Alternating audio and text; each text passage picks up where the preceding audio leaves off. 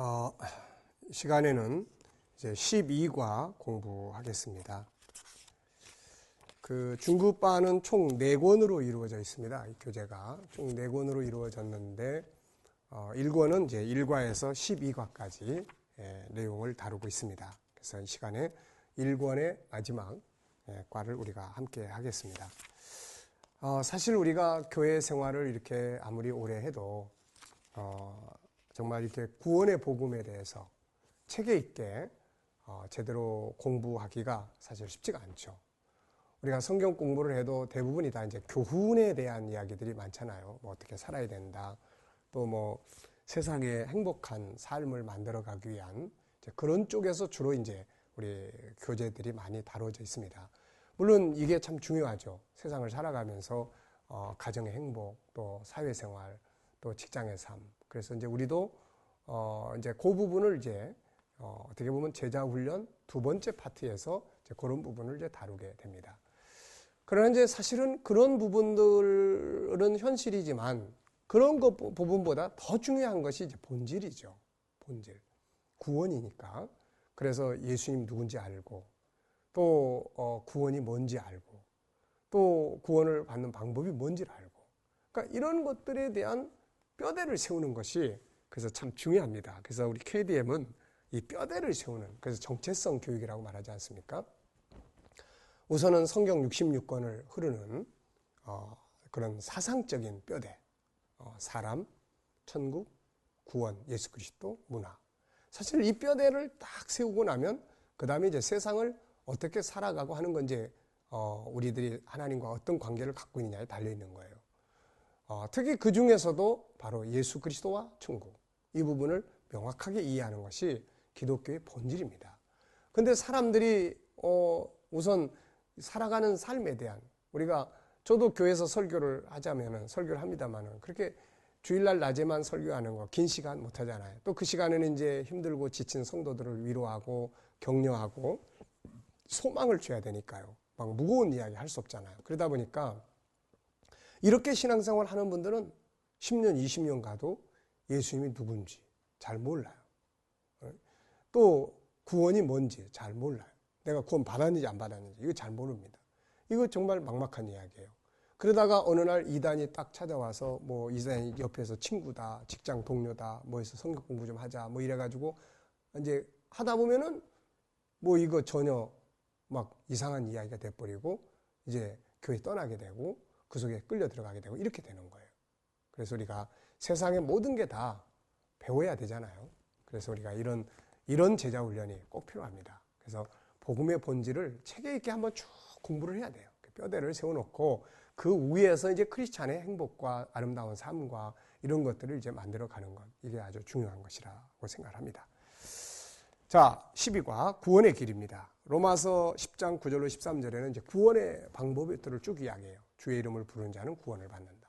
마음으로 믿어 의에 이르고 입으로 신하여 구원에 이른다. 구원의 과정이나 방법들이 쭉 나타나죠.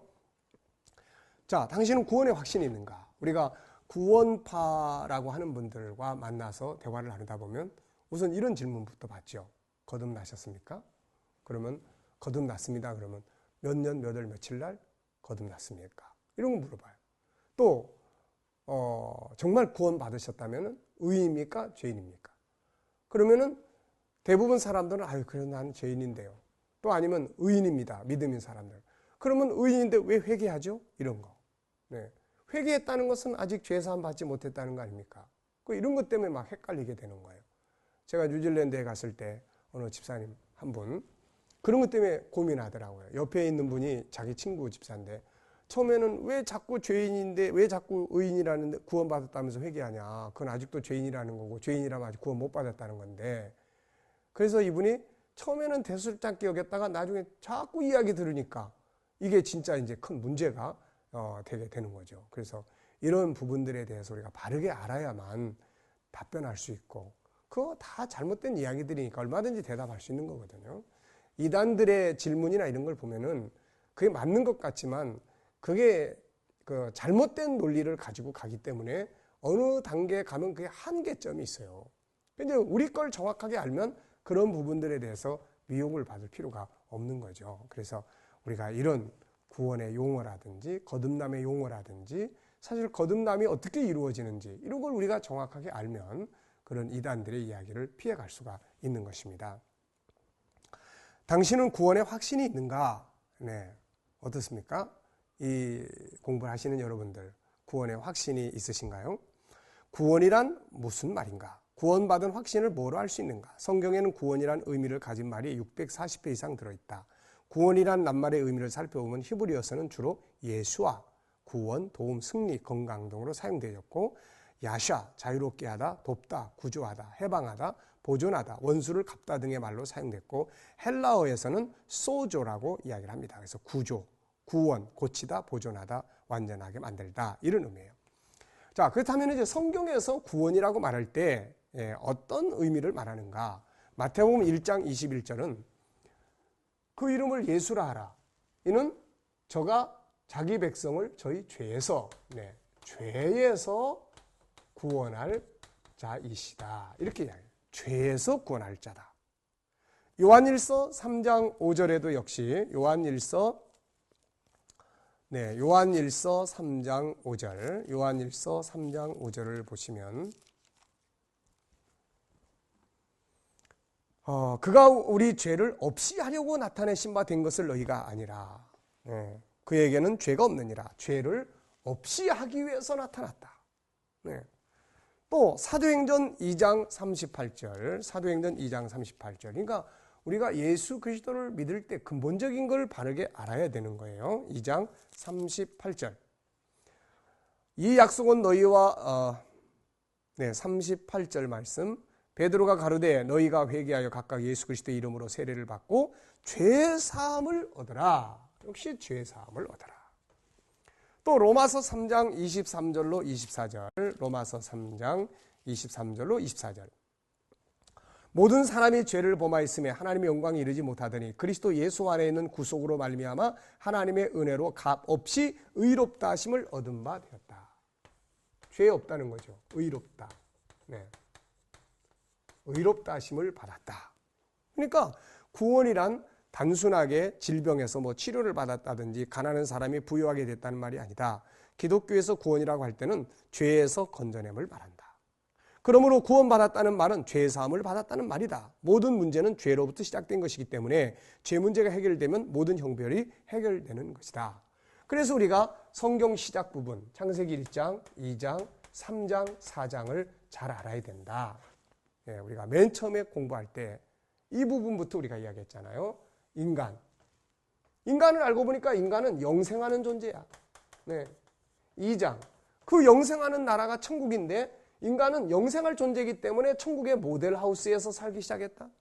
그런데 3장, 인간은 범죄했어요. 그래서 현실적 고통도 있지만 생명나무에서 쫓겨났다. 죄는 생명나무에서 쫓겨났어. 영생의 자리에서 쫓겨나고 대신에 영벌, 인간은 없어지는 존재가 아니니까 육신의 죽음은 없어지는 거지만 영혼은 지옥불에 들어가는 거예요.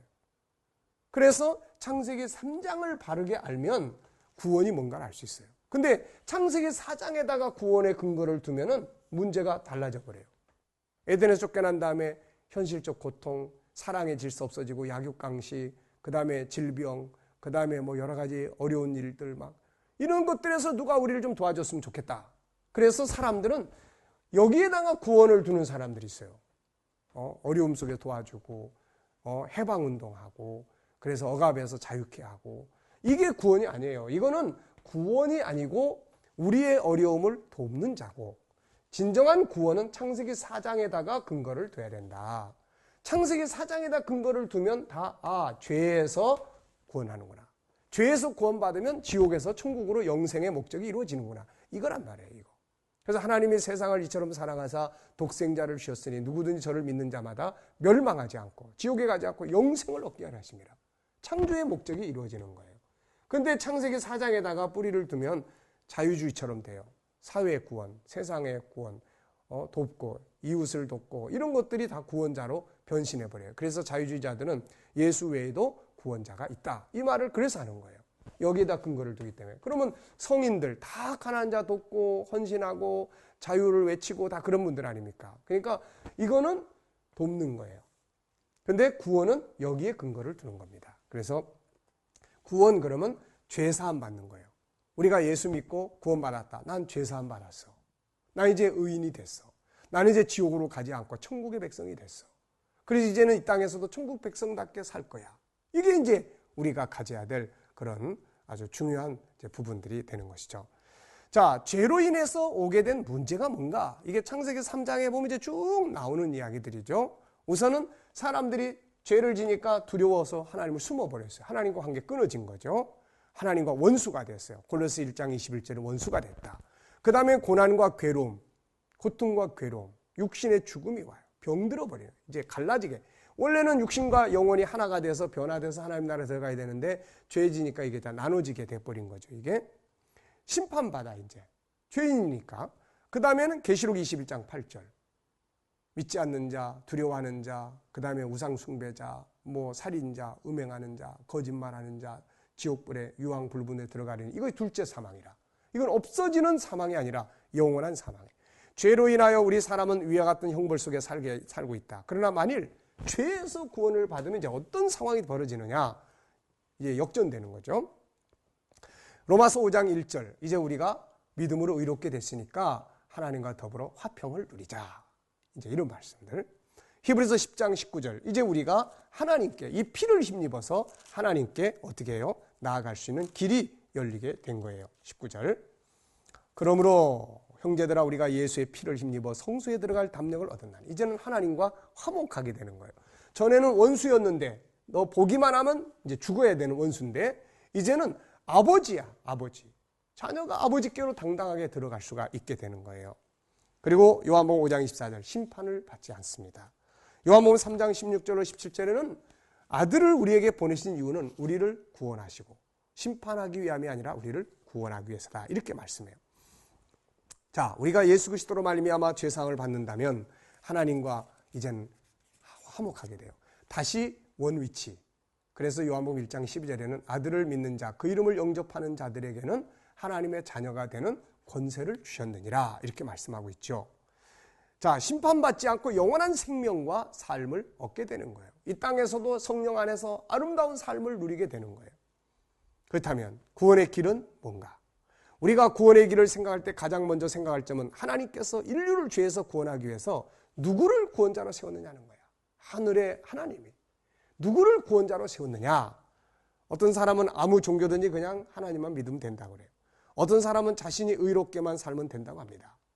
그래서 종교다원주의라는 것이 나타나는 거예요. 근래 세상은 다 하나가 돼야 된다. 이런 생각들을 가지고 있습니다. 그래서 하나가 돼야 평화의 세계를 이룰 수 있다. 그래서 종교 일치도 해야 된다. 물론 서로 평화를 위해서 연합운동할 수 있어요. 그런데 그 속에 구원의 문제를 다룰 때는 전혀 다른 이야기가 된다. 그런 것이죠. 어떤 사람은 자기가 착하게 살면 된다. 그래서 난 예수 믿는 사람들보다 더 착해. 네가 교회 집사람은 나는 장로급은 될 거다. 그러면서 비아냥거리기도 하죠. 그렇지만 중요한 것은 우리의 생각이 아니에요. 우리를 심판하실 심판자가 있어요. 하나님인데 그분의 뜻이 중요한 거예요. 그분의 뜻이 무엇입니까? 그것은 바로 우리가 예수 그리스도 그 아들을 믿음을 통해서 구원을 얻게 되는 거예요. 이분이 심판자니까. 심판자가 정하신 룰, 이것이 제일 중요한 것입니다. 자, 로마서 14장 10절 말씀을 한 것 보죠. 내가 어찌하여 내 형제를 판단하느냐, 어찌하여 내 형제를 업신여 여기냐, 우리가 다 하나님의 심판대 앞에 서리라. 그러니까 심판하시는 분이 있단 말이에요. 죄인이 다. 그러니까 이분의 뜻이 뭔가를 우리가 보는 것이 제일 중요하잖아요. 그러므로 심판자가 죄에서 용서받을 수 있도록 정하신 길이 무엇인가 하는 점이다. 이것을 무시한 채 아무리 열심히 있는 신앙을 가진다 해도, 아무리 의롭게 살려고 노력한다 해도 결국은 아무것도 아닌 거예요. 심판자가 그거 아니야 그래 버리면 끝나는 거 아닙니까? 그러면 하나님께서 우리를 죄에서 구원하기 위해서 정하신 길이 무엇인가? 사도행전 4장 12절. 우리를 구원하기 위해서 이분이 세운 구원자에 대한 이름입니다. 구원자. 4장 12절. 다른 이로서는 구원을 얻을 수 없다. 천하 인간의 구원을 얻을 만한 다른 이름을 우리에게 주신 일이 없음이니라. 오직 예수, 이 이름 외에는 구원자가 없다. 그래서 우리가 구원과 관계된 문제는 절대로 이거는 명확한 거예요. 아까도 이야기했지만은 그래서 이단들이 이야기를 할 때 처음엔 예수를 이야기를 해요. 그런데 이 예수를 이야기하다가 자꾸 이게 옆으로 새요. 이렇게 옆으로 새. 그리고 예수 말고 예수님이 뭐 보내기로 했다, 예수님이 누구를 약속했다 그러면서 어떤 존재 하나를 자꾸 이야기를 해요. 그 이 사람의 입에서 나오는 이야기를 들어야 생명을 얻는다 이래가지고 이 사람 이야기를 들으러 가는 거예요. 다. 예? 이거는 성경 이런 이야기 아니잖아요. 예수의 십자가, 이분의 십자가 마음으로 믿으면 의인이 되는 거야. 입으로 믿습니다. 이분이 나의 구세주입니다라고 고백하면 구원이 되는 거야. 어느 누구 딴 사람을 통해서 뭔 이야기를 들어야 되는 게 아니란 말이에요. 오늘 저와 여러분이 예수를 구주로 믿고 십자가에 그분의 십자가를 믿고 그런다면 우리는 다 구원을 받은 사람들이에요. 더 이상 무슨 딴 이야기 들어야 구원받는 이런 게 아니에요. 우리는 이런 부분들을 위해서 명확하게 해야 됩니다. 다른 이로서는 구원받을 이름이 없다. 분명하게 하면 됩니다. 자, 하나님께서는 구약의 선지자들을 통해서 이런 사실을 증거했어요. 누가복음 24장 46, 47절에 예수님은 선지자들이 다 이렇게 나의 죽음, 그 다음에 부활 이걸 통해서 죄사함 받는, 그리고 예루살렘에서부터 이 죄사함 받는 회개가 온 세계에 전파된다 이런 이야기. 사도행전 10장 43절에도 베드로가 고넬료의 집에 가가지고 이 이야기를 한 거예요. 천하 이름, 천하의 모든 사람들이 이분의 이름으로 죄사함 받는 거다. 그 다음에 이제 예수님 자신이 직접 말씀했어요. 마태복음 20장 28절에 내가 세상에 온 것은 섬김을 받으려 함이 아니라 섬기려 하고 오히려 내 목숨을 많은 사람의 대속물로 주려고 왔다. 대속물로 주려고 온 거예요. 대신 죽으려고. 또 요한복음 6장 47절로 48절 나는 하늘에서 내려온 생명의 떡이다. 내 피와 살을 너희가 먹고 마시면 구원을 받는다. 사람들이 이해가 안 됐어요. 어떻게 저분이 자기 피를 준다고 하는가. 그러나 이분은 십자가의 죽으심을 말하는 거예요. 그걸 통해서만 죄사함 받고 영생을 하게 되기 때문에 그렇습니다. 그리고 요한복음 14장 6절 내가 길이요 진리요 생명이니 나로 말미암지 않고는 아버지께로 갈 자가 없다. 갈 수가 없다. 사도들을 통해서 증거되죠. 사도 바울이 1차 선교 사역을 갈라디아 지역에서 했는데 그는 가는 곳뿐만 아니라 이 사도행전 13장 38절 39절에 이야기를 했어요. 우리가 이분의 이름으로 죄사함 받는다. 율법으로도 의롭게 할 수 없는 것을 이분의 이름으로 의롭게 함을 받는 거다. 그래서 바울이 유대인들에게 맨날 핍박받고 고생한 겁니다. 왜냐하면 율법을 가지고 의롭게 안 된다고 그래버리니까. 네. 그런데 이건 사실이란 말이에요. 율법은 예수님 오실 때까지 필요한 것이었고 그 다음부터는 예수를 통해서 온전하게 죄사함을 받게 되는 거죠. 요한복음 1장 29절에 사도 요한은 세상 죄를 지고 가는 하나님의 어린 양을 보라. 예수님이 세상 죄를 지고 가는 어린 양이다 이렇게 이야기하는 거예요. 이 말씀은 이사야서 53장 6절 이사야 53장은 바로 예수 그리스도의 바로 대속의 사건을 다루고 있는 그런 장이죠. 마치 이사야 선지자가 마태복음 26장 27장을 눈으로 보는 것 같이 성령의 감동으로 보고 기록을 한 거예요. 예수님의 고난의 현장. 우리는 다 양 같아서 그릇 행하여 곁길로 갔거늘 여호와께서는 우리 무리의 죄악을 그에게 담당시키셨도다. 그가 세상 죄를 지고 간 거예요. 그러니까 죄 문제는 우리가 어떻게 해결할 수 있는 게 아니에요. 그분을 믿음으로 그 십자가를 내 것으로 받아들임으로써 이루어지게 되는 겁니다. 아무리 좋은 말씀, 좋은 이야기, 감동적 이야기 백날 들어봐야 그게 구원되는 거 아니에요. 아무리 육신적인 질병 치료하고 가난한 사람이 부자 돼도 그게 구원되는 거 아니에요. 적어도 구원의 문제만큼은 예수의 십자가 유일한 표적 이거밖에 없는 거예요. 우리가 주님 앞에 가고 오늘날 교회 가고 예수께 가고 십자가를 믿는 이유는 딱 하나예요.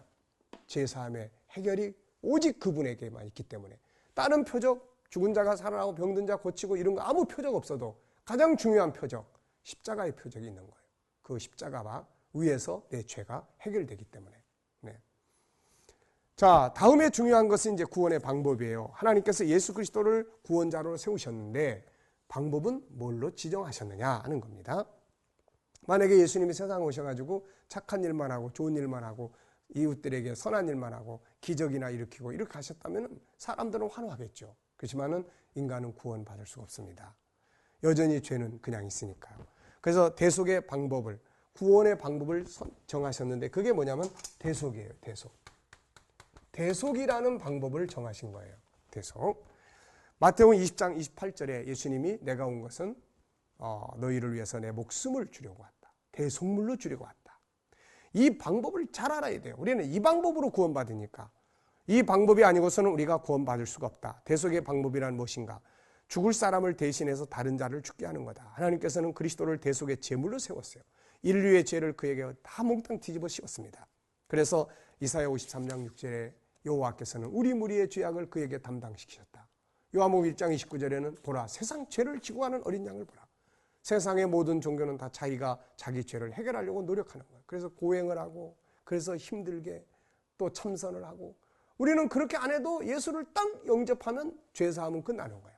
그 다음부터는 이제 의인이 됐으니까 그들은 의인이 되기 위해서 노력하는 거고 우리는 의인이 됐으니까 의인처럼 살려고 하는 거고 그 차이점이 있는 거예요. 예수 그리스도는 인류를 대신해서 인류의 죄를 짊어지시고 형벌을 받으심으로써 우리의 대속자가 되어주셨습니다. 고린도서 5장 14절에 그분이 모든 사람을 대신하여 죽으셨다. 이제 우리가 어떻게 이 법을 통해서 구원을 받을 수 있습니까? 우리가 죄에서 구원받는 데 있어서 우리 할 일은 뭘까요? 성경은 이렇게 말해요. 로마서 10장 10절 마음으로 믿어 의에 이르고 입으로 시인하여 믿으면 되는 거야. 믿음. 네. 좋은 이야기를 들어서가 아니에요. 믿음이에요. 믿음. 요한복음 3장 16절 하나님이 세상을 이처럼 사랑하사 독생자를 주셨으니 누구든지 저를 믿는 자마다 믿는 자예요. 믿음. 갈라디아 2장 16절 우리도 오직 그분으로 말미암아 의롭게 된다는 것을 알기 때문에 그분을 믿는 것이라고 이야기를 그분을 믿음으로 의롭게 되는 것을 알기 때문에 믿음으로 의롭게 되는 거예요. 믿음으로. 무슨 믿음입니까? 나의 죄를 위해서 저분이 대신 십자가에 죽으셨다. 죄인은 죽어야 되잖아요. 내가 죽어야 될 형벌을 저분이 대신 죽으신 거예요. 이걸 믿는 거예요. 하나님은 그 약속을 줬어요. 믿으면 죄사함 다 받게 된다. 대신 책임진 자가 있으니까. 이게 바로 성경이 보여주는 약속입니다. 우리의 죄를 우리 스스로는 해결할 수가 없다. 그러나 하나님의 방법대로 하면 아주 쉽고 간단해요. 구원받기 위해서 우리가 할 일은 아무것도 없다. 단 하나. 주님께서 나의 모든 죄를 지시고 대신 형벌을 받으셨다. 나는 이것을 믿으며 주님을 나의 구세주로 믿고 따르겠다. 이 고백이면 되는 거예요. 네. 이 고백만 분명하면 구원이 이루어지는데 뭐 딴 게 그렇게 많습니까? 네, 이젠 구원받은 자로서의 삶을 사는 거지. 여기다 저기다 할 게 뭐 있어요? 뭐 과천에 가야 되고 무슨 누구의 말을 들어야 되고 그런 게 무슨 필요가 있어요? 언제 어디서나 어느 곳에서나 예수가 나의 구세주라는 걸 믿으면 구원이 이루어지는데 네, 이것을 명확하게 우리가 해야 됩니다. 그래서 딴소리 하면 안 돼. 네. 이 간단한 신앙 고백이 당신 속에 있다면 이제 당신은 죄에서 해방되는 것이며 모든 형벌에서 구원받게 된다. 우리가 죄에서 구원받는 것은 거저 주시는 하나님의 은혜로 된다. 그래서 에베소 2장 8절에는 구원은 하나님의 선물이다. 믿음은 하나님의 선물이다. 이렇게 이야기해요. 이제 당신은 이 같은 사실에 대해서 믿음을 가지고 고백해보라. 주님은 나의 모든 죄를 대신해서 십자가에 못 박아버리신 나의 구세주십니다. 정말로 주님만이 나의 구원자십니다. 나는 당신의 이름으로 이제 이 십자가 사건을 내가 믿습니다. 주님만 나의 구세주라는 걸 믿습니다. 이 고백이면은 구원이 이루어지는 거죠. 자, 구원이란 뭔가 정리해봅니다. 죄사함 받는 거예요. 죄사함 받고 죄사함 받으니까 영원한 형벌, 지옥에서 천국으로. 구원의 길은 예수 그리스도입니다. 어떻게 그분만이 구원의 길이 되는가? 그건 심판자가 그렇게 지정하신 거예요. 이 사람이 구원자다. 그러면 된 거예요. 구원의 방법은 뭔가? 이분이 오셔가지고 착한 일만 많이 해서는 안 되는 거예요. 그래서 구원의 방법은 대속이다. 이들의 죄를 지고 네가 대신 죽는 거다. 대속이에요. 우리의 구원을 위해서 우리가 할 일은 이 십자가를 믿는 겁니다. 나의 죄를 위해서 그분이 대신 짊어지고 형벌을 받은 거다. 나는 이제 저분의 형벌을 받았으니까 나는 의인이 됐다. 이걸 믿는 거예요. 당신은 이 같은 하나님의 구원 계획에 참여하는가? 한번 다시 묻습니다. 여러분은 구원 받으셨나요? 네, 어떻게 받으셨나요? 네, 이제 우리는 예수 그리스도가 나의 구세주라는 믿음, 이 믿음 가지고 바로 서면 이단들의 미혹에서도 다 미혹받지 않을 수 있습니다. 딱 들어보면은 지금 무슨 이야기 하는 거야? 누굴 이야기하고 싶은 거야? 계속 뭐 이야기하는데 지금 누구에 대해서 이야기하고 싶은 건데 뭐에 대해서 이야기하고 싶은 건데 이 두 가지면 다 끝나는 거예요. 예수 말고 또 딴 사람 있어? 이건 벌써 아니야. 아무리 뭐 성경을 비유로 맞추고 짝을 맞추고 다 해봐야 그건 본질이 아니에요. 그건 자기들이 그렇게 편의적으로 한 거지. 성경 자체는 오직 예수만을 소개하고 예수를 통해서 천국은 하늘에 있는 나라예요. 이 하늘을 자꾸 무슨 세상으로 바꿔놔봐야 소용없습니다. 바울이는 이런 믿음을 가지고 나 자신을 지키고 믿음을 구원을 받은 자로서의 삶을 살아가야 되는 것입니다. 다음 시간부터는 중급반 2권 교재를 준비하시기 바랍니다. 그래서 2권부터 정리해 나가도록 그렇게 하겠습니다. 자, 수고하셨습니다.